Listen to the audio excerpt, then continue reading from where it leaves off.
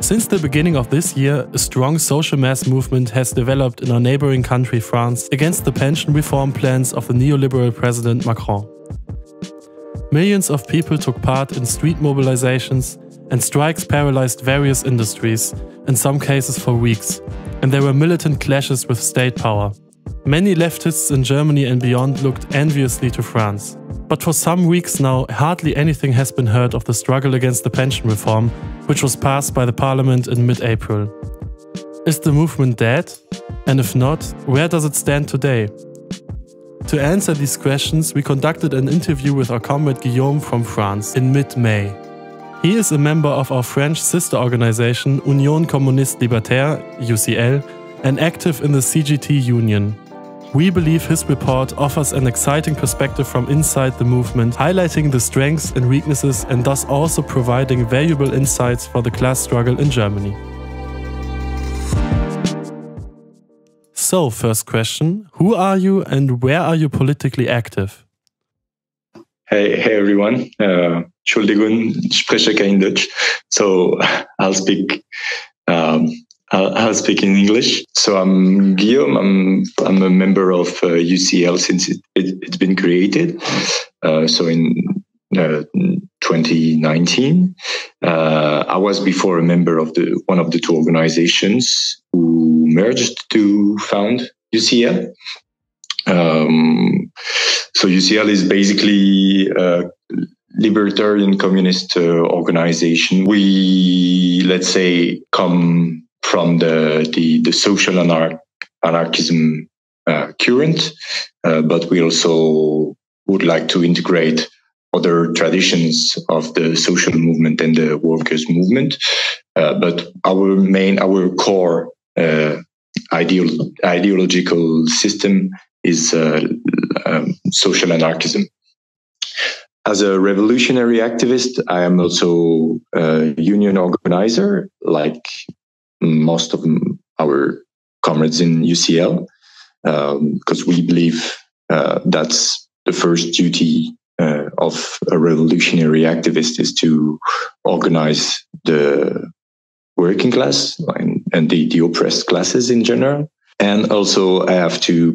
I think it's more honest if I precise that being a union organizer has been my job now for the past year and a half in the sports industry. So I'm a member and an organizer of the CGT, which is the main class struggle union. For those who don't know what is CGT, it used to be like the union of the Communist Party for decades, and now since the fall of the Communist Party and the Communist Bloc, the so-called Communist Bloc, it's slightly more open now, and we can do activism from a libertarian perspective within CGT. Which developments of the last years are important to understand the current situation in France?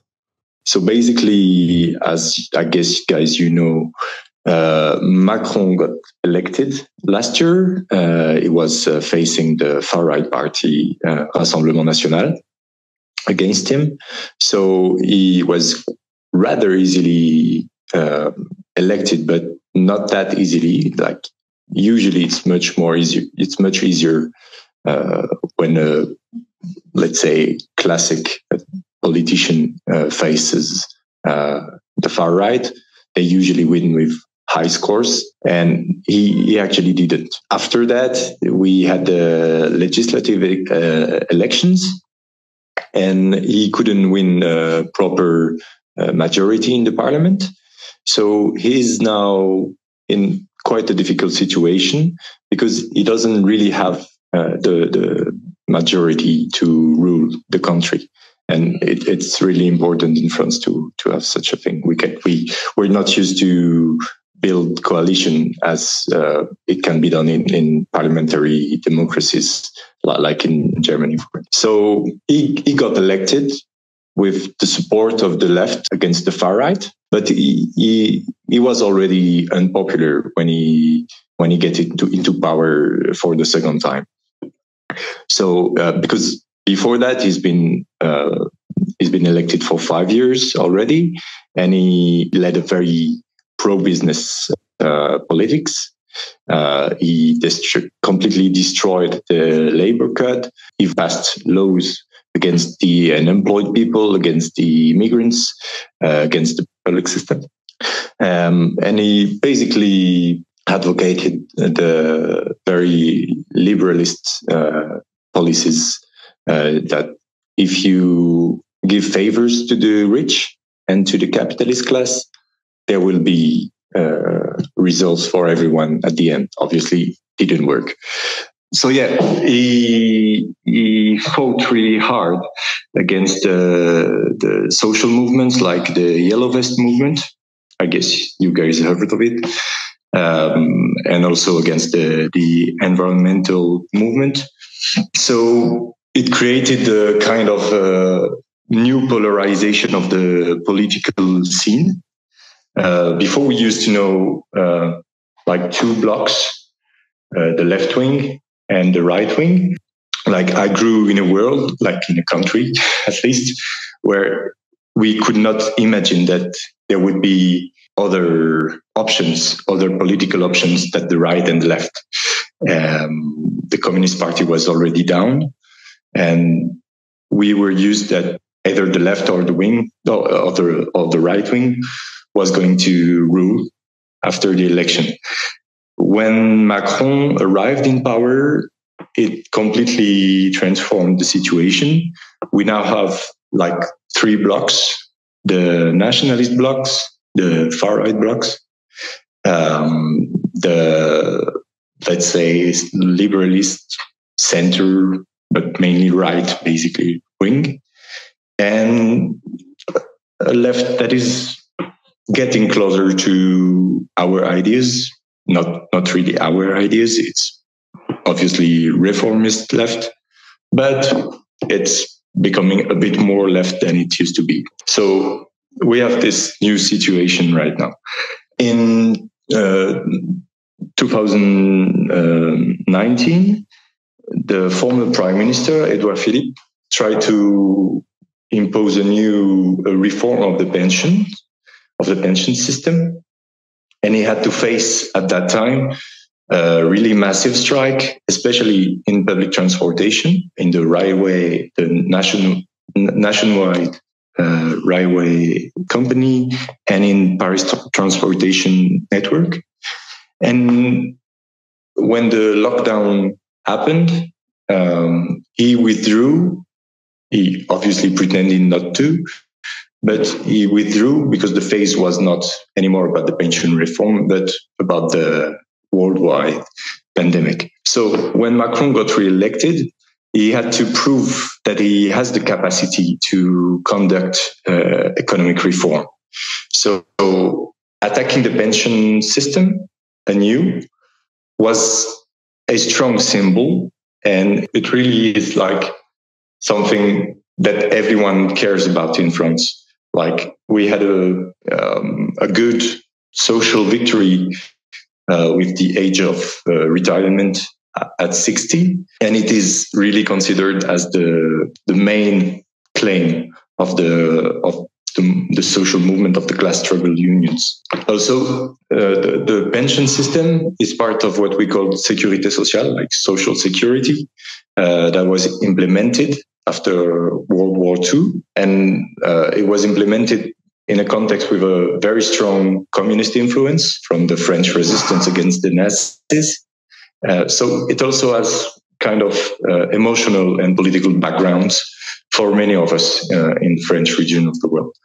So that also explains why they cannot clearly state that they're destroying this system, that they are aiming to dismantle it, but they rather justify themselves as they're pretending to save the redistributive system. So they're pretending to save it and they destroy it too. How was the situation directly before the start of the struggle against the pension reform? More generally, the broader social context is rather tense. We've known strong inflation, as I guess you guys also did, and we had no general salary increase from the political scene. So there has been quite a lot of local fights in companies around this question, this salary wage question during the last autumn. For instance, in the refineries, there were fights to increase the wages. And these conflicts were partly successful. They had a general support of the population, but they were not generalized. It was mostly local places with the support of like the union and the social organizations, but not generalized in the society. So basically at that moment, like in last autumn, everyone was waiting for a general social movement around this question of reforming the pension system. Actually, the government postponed the official announcement of the reform. It was supposed to be in the beginning of December, in mid-December, but they wanted to avoid it to be one of the topic of the family gatherings of the winter holidays, like Christmas, Hanukkah, and New Year's Eve, and so on. So they actually made the official announcement in January in order not to let us speak together about it. What was the extent of the movement in the first few months? We had like 4 months of very intense social movement. It was mostly led by the unions. So from the first day of demonstration, which was mid-January, to the 1st of May, we had like basically almost every week 1 million to 3 million people in the streets, like once in a week. So it's actually the longest social movement we had with such intensity. I think it's also interesting for you to know that we had like demonstrations and actions in like small and middle towns, which is not that usual. Like, for instance, in my department, like in my region, let's say, it's quite a small region in France. It's quite rural. Usually, like people of the big cities, they usually make fun of us because we are like from the countryside and so on. And we had, in my department, we had like up to 6 demonstrations in the same day, like in different cities. And like the smallest city which had demonstration was like not even 10,000 people. So and they had like quite like big demos for the size of the city.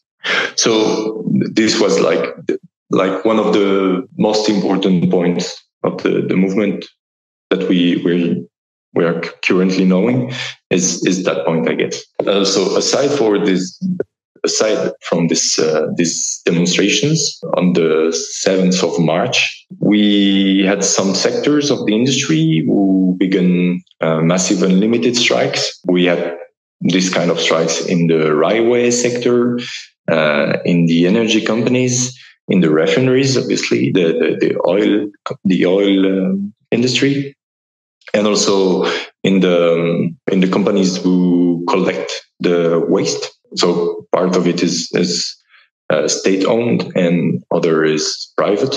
But we had like very interesting struggles in this sector. There has been mobilization strikes, actions against this reform in every part of the working class. So this is something that we have to point to. Many private companies, many sectors which usually do not notice any sign of mobilization when such social movement happen, they have acknowledged strikers and actions. Actually, in many sectors, it happened to be only in the biggest days, in the biggest demos. In that case, many people were not actually on strike, but they were using their day off to come to the demos, or they were using their time, working from home and using 2 hours to come to the demo. Some union members would use their, we have something like union time that we usually use, as union organizer, we advocate to use that time to help the comrades, to help the workers, the colleagues, not to go on demos. If we go on demo, we are striking, but some union members use that time to go to the demo. But anyway, there were at least some workers in every companies, I guess, every workplaces who went on strike to go to the demos. Even in places where we have no union presence, and some places they really don't know what is a union, and still there were people on strike. So this has really been a very long time since we've seen such a massive movement. For instance, many old comrades would compare it to the strikes of the 1995, sorry. Or even some older comrades would say that it looks like the May 68. So it was clearly a very important movement. It is clearly a very important movement. What position did the unions take? It was quite interesting because we had all the unions of France are opposed to this reform, and it's actually been a while that we had such unity in our camp. For instance, even the most reformist union, like CFDT, they were against this reform. So this opposition front was really important, and it's still united. So I was saying we have, for the first time in quite a while, we have all the unions united against this reform. So it was quite an important point because they remain united up to now, and this unity was not only based on the smallest agreement between all of them, but they also managed to express support to the more radical strategies, for instance, for the unlimited strikes. Although some unions that are part of this unity clearly refuse this strategy. So it was quite a political victory for our camp. Sam? But why has this movement not been able to prevent this pension reform? We did not succeed in generalizing the strike for real. It sticks to being led by the most advanced sectors of our class. So, as I said, the railway sectors, the energy sector, the oil industry, and actually even some sectors that have a strong unionist tradition. I would say, for instance, the education sector. They did not manage to start a massive unlimited strike in their sector. I think the education system the education sector is quite interesting because it's one of the most politicized sector in France. But even though many left political activists were pushing for the generalization of the strike and to overcome the rhythm of the one demo in a week, they did not manage for real. I would say that that's very related to my next point, is that we actually noticed a very worrying lack of participation in the general assemblies. We have several explanations in mind, though we cannot be completely sure, but we can talk about it later, I guess. But we did not manage to bring our colleagues to the general assemblies. And actually, I believe I've never seen such a strong movement in terms of numbers of people in demos, of support from the global population. But the fact that we did not manage to bring our co-workers in the assemblies, it has the consequence that we couldn't decide the rhythm of the mobilization. We couldn't decide the rhythm and the intensity of our movement. We could not properly self-organize the movement. So this situation gave the National Union gathering, what we call intersyndical, the power to draw their own rhythm. Which role did the General Assemblies play in other struggles? The General Assembly is how we call the gathering of the colleagues, and to decide where we go on strike, when we go on strike or not. We usually organize strikes this way, like the unions usually call for strikes, and when we manage successful striking movement, we have, like, in every workplaces where there is a real strike going on, we have like kind of a council of workers who decide what time they go on strike, what action they will do the next days, if they initiate a rotation in the strike and something like that. So these structures, they are not formal structures, they are like spontaneous gathering of the colleagues, but these are really important also because we have a very fragmented union landscape. We have like 8 unions. So in the General Assembly, we gather all the unions so that everyone discuss together.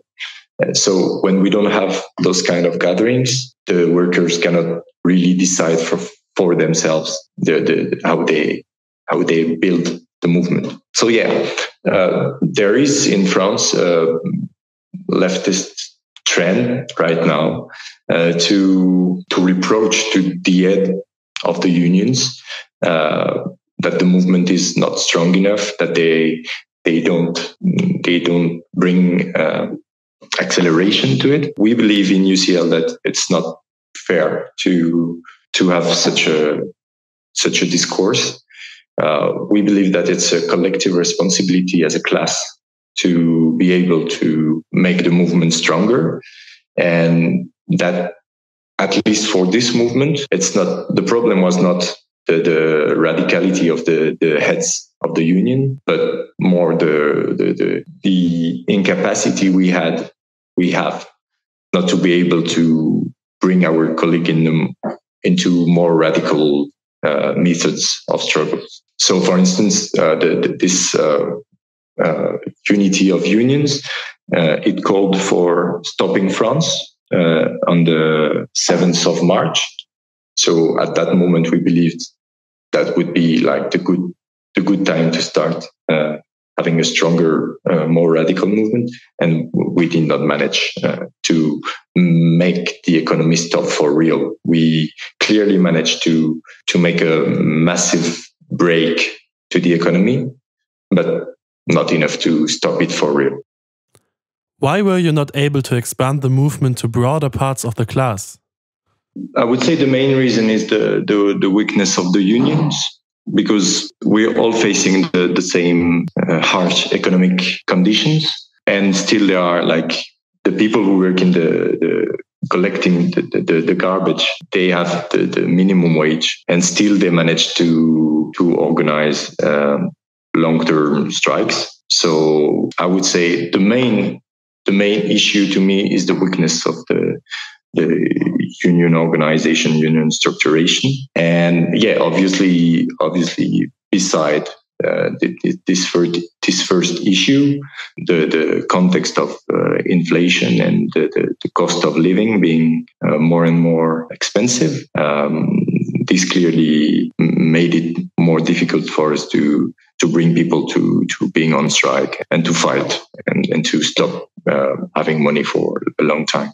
But like in my sector, in my industry, there are like very often people don't even know that they can go on strike. They believe they have to be a union in the company, and they have to give a notice to their boss like 1 week before or something like that. But in France, actually in the private sector, it's quite easy to go on strike. Like if you're two people and you have a common claim, like you want to increase the wage, you can go on strike and you just give a notice to your boss when you stop to work, and that's it. So it would be quite easy, but the people are not. They don't know the legislation about striking. So they I would say many people are afraid of the repression that could happen after being on strike.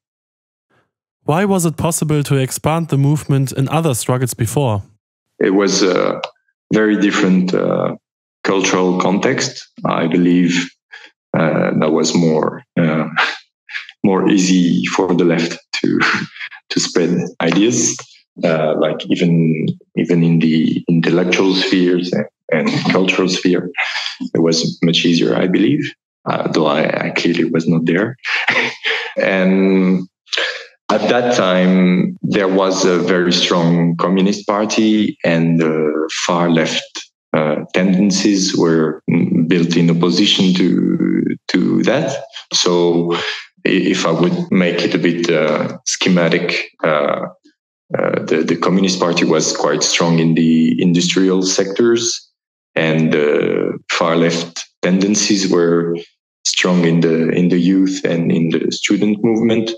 So there were these two legs of the social movement that would make it quite strong. And back in 1995, the worker movement was already quite weak, like weaker than it used to be, but still it has some good places, some places where it was strong. But the student movement was really much stronger than it is now in France. I think now the situation of the student movement is really catastrophic. And there was this tradition, like I think many people in 1995 knew what it was to be on strike. They would not fear, like at least in the places where the union was strong. They knew that if they wanted to win this fight, they would need to be on strike for at least 1 week, probably 2 or 3 weeks. And this was not such an obstacle as it is now. Now it is really, really difficult to bring people to that stage of consciousness, I would say. Or maybe people know about it, but I would say there is too much resignation, too much fatalism, and people don't believe they can actually win. 8th of March fell right into the middle of the mobilizations. Were you able to link the strikes against the pension reform and the feminist strike? We had a strike, so a general strike on the 7th of March. And we, as the class struggle unions, we tried to make a link to the day after, so to the 8th of March, saying general strike on the 7th, feminist strike on the 8th. It worked, but actually not as much as we would. And unfortunately, that's the consequence of a very machist, masculinist vision of the working class for decades, and especially brought by the Communist Party, by Stalinism. So the sectors where the union are strong is mostly like manly sectors, and these are the sectors that started the endless strike, let's say the unlimited strike, and we did not really manage to have a massive strike that started in the feminized sectors. But the 8th of March was still not a failure because it was bigger than it usually is. It was the first time when the union clearly called for, like at least the class struggle unions clearly called for a feminist strike, and it happened in some regions and in some sectors where where we have influence and where the unions are quite advanced on on these issues. We had some local successes, but it was not like a complete success, to be honest. Which role did the UCL as a political organization play in this movement? So basically, we, as UCL, we were mostly trying to coordinate the info we had, like share the experience, try to fill the movement the best way we can. We have like people in very big cities and also in very small rural areas. So we could feel the differences and so on. And I could develop more on it. I think as I said, I think it's a very important topic of the movement. So we could share the experience. We built collective analysis and try to spread it as much as we can with our leaflets, with our newspapers and social networks and so on. But the main point, the main task we have as a revolutionary activist is to support the grassroots movement. So being involved in the unions and like being self-organizers of the unions, let's say, and try to bring more inventivity. One point, I think, one of our duties specifically as UCL is that we can make different circles meet and communicate. For instance, we have connections in the autonomous scene, let's say, and there has been strong conflicts between the autonomous scene and the unions. So we had like this in-between position to make them communicate. And also we try to bring more holistic views on the reform, like including feminist, environmentalists, decolonial, LGBTY inclusive views, which is not very usual in the unions, unfortunately. How did the movement develop after the first months of mobilizations?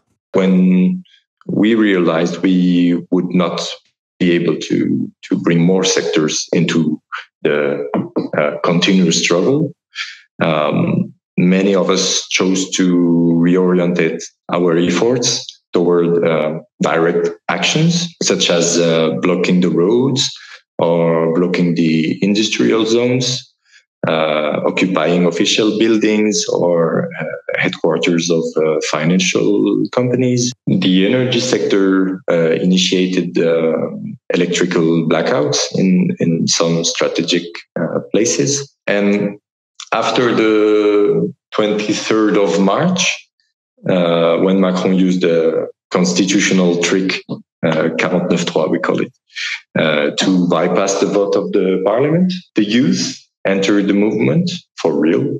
Like many wild demos happened like during days and nights, especially in Paris and in the big cities. But also the repression grew much stronger. We already saw it in the past years, but not that much in the first and second part of the move of this actual movement. So anyway, this movement still has like very good points. We have a strong politicization around the question of work and the distribution of wealth. We have like many more rural places of the country that have been mobilized and that were not before. But yeah, on the other side of the movement, the level of self-organization of the movement was rather poor, and it was quite worrying to our point of view. So seeing this weakness, the part of the movement was trying to force to put pressure on the deputies and the parliamentary not to vote the law and so on. So it was in some way kind of doing proxy struggle, like trying to influence the politician to make them vote in our views. In which place is the movement right now? So yeah, now the reform has been passed. It has finished its way. It's institutional way. So it should be applied in September now. We had though a very massive 1st of May which is very good according to us. But yeah, now like this unity of unions, I think they are burying the movement, and they are advocating for a next day of mobilization in June. But still, the anger of the people is very high, and the government is completely discredited. So, although we did not manage to make it strong enough to win, but still, we managed to make some steps forward in the level of conflict and organization of our class. We had like many people joining the unions during this movement. So now it's also one of the tasks we have to keep them in the unions and bring them more tools and more energy to get more power against their bosses and against the state. So now we're in, let's say, fourth phase, I would say, of the movement. The government cannot properly rule. Each time a minister or the president moves somewhere, they have gathering waiting for them with fans and people making a lot of noise and shouting slogans and so on. We have many small actions everywhere, like every day, and it kind of a harassment strategy. Macron was advocating like 100 days to move forward, to go to another phase, a political phase. And the movement responded with 100 days of zbul, which is a slang word from the Arabic to say disorder. So we'll not let the phase pass peacefully, basically.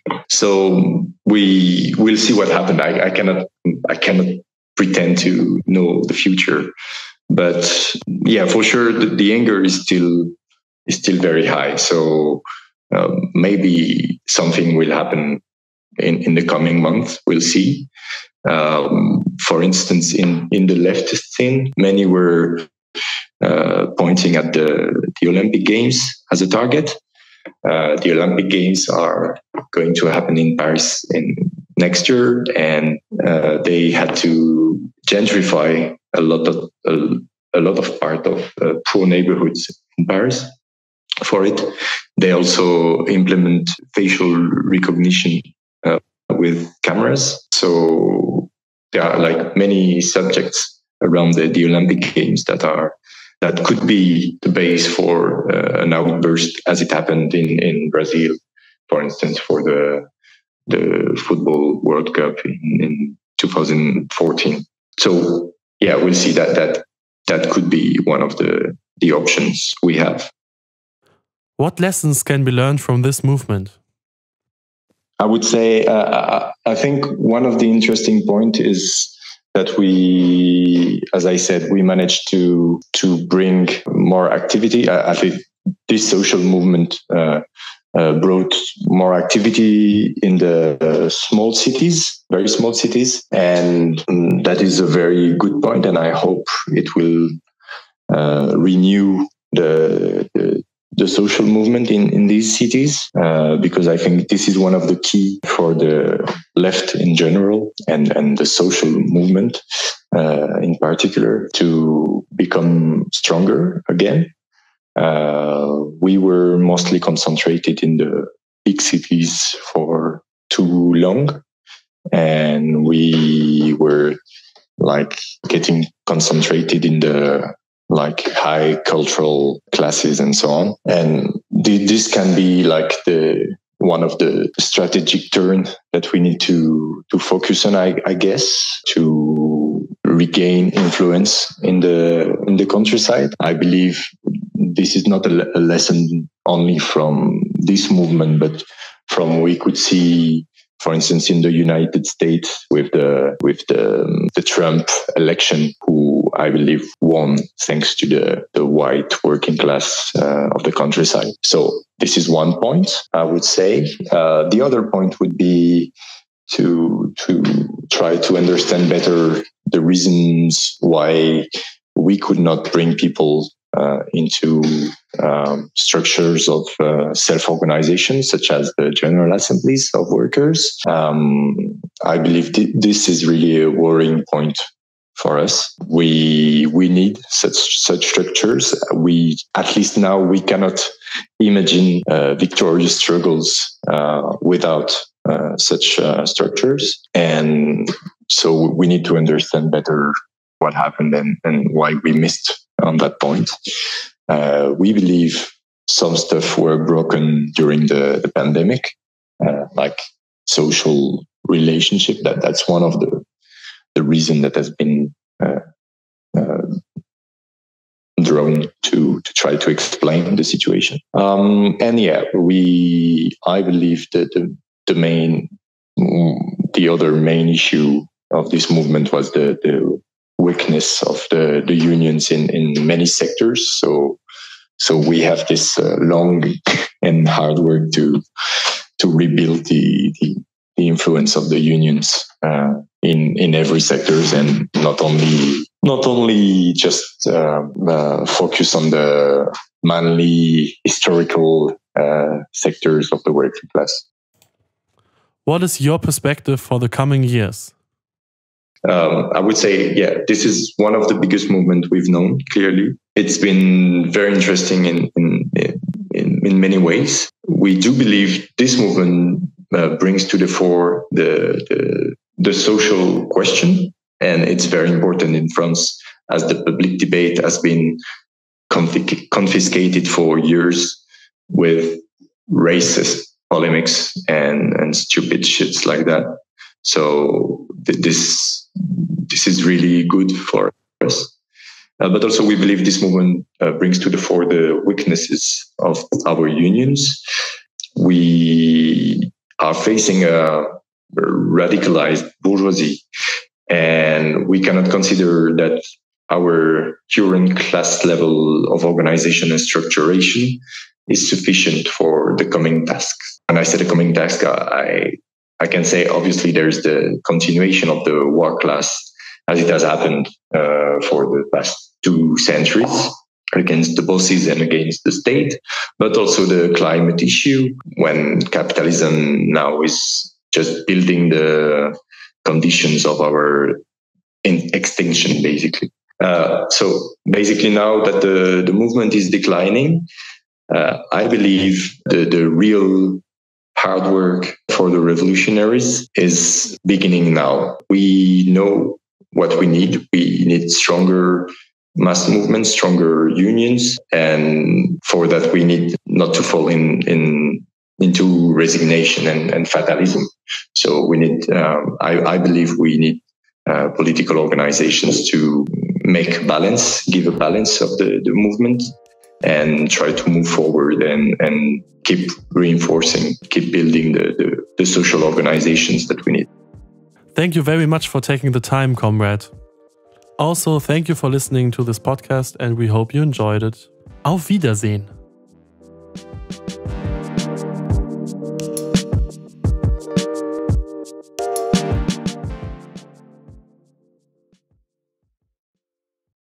Outtakes. Many leftists in Germany and beyond looked Many leftists in Germany and beyond looked enthusiastically to envious. Was? Was ist das für ein Satz? Looked enthusiastically to enviously to France. But for some weeks now, hardly anything has been To answer this question, we conducted a lengthy interview. Lengthy. To answer this question, we conducted an interview with Comrade Guillaume from France. To answer this interview, we conducted a lengthy question. To answer these questions, we fucking conducted a fucking interview with Guillaume. Oh. He is a member of a French sister organization, Union, highlighting its strengths and weaknesses, and thus highlighting its strengths and weaknesses and thus also providing valuable insights for the class struggle. I hate this language. So, first question, where are you? 8th of March fell right into the middle of the mobilizations. Were you able to link the strikes against the pension? I sound like G-Jack now. now.